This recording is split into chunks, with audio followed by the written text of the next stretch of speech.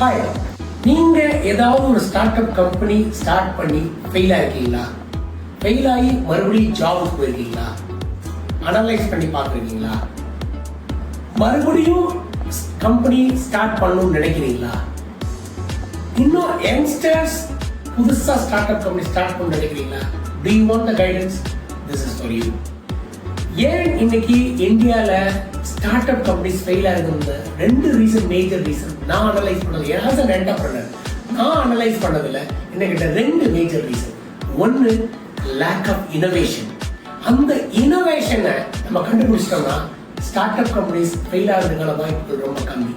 ரெண்டாவது ரீசன், எல்லாருமே நம்ம ஒரு பிசினஸ் பண்ணும்போது, ஜாப்ல இருக்கும்போது, பிசினஸ்க்கு வரும்போது நான் சீக்கிரமா சம்பாதிக்கணும் அப்படிங்கிற money focus, that is called short term money. அந்த எய்ம்ல பண்ணோம்னா ஸ்டார்ட் அப் ஃபெயில் ஆகும். அதாவது ரிட்டர்ன் ஆன் இன்வெஸ்ட்மெண்ட், நான் எவ்வளவு பண்றோம் நான் உடனே அதை நான் சம்பாதிச்சிடணும் அப்படின்னு வரும்பொழுது நம்ம ஃபோக்கஸ் பூரா மணி சம்பாதிக்கிறதா இருக்கிற புதுசா இனோவேட்டிவா பண்ணி சம்பாதிக்கிறோங்கிற அந்த திங்கிங் மைண்ட் போகாது. இது ரெண்டு தான் main reason. One is lack of innovation and focusing on short term money.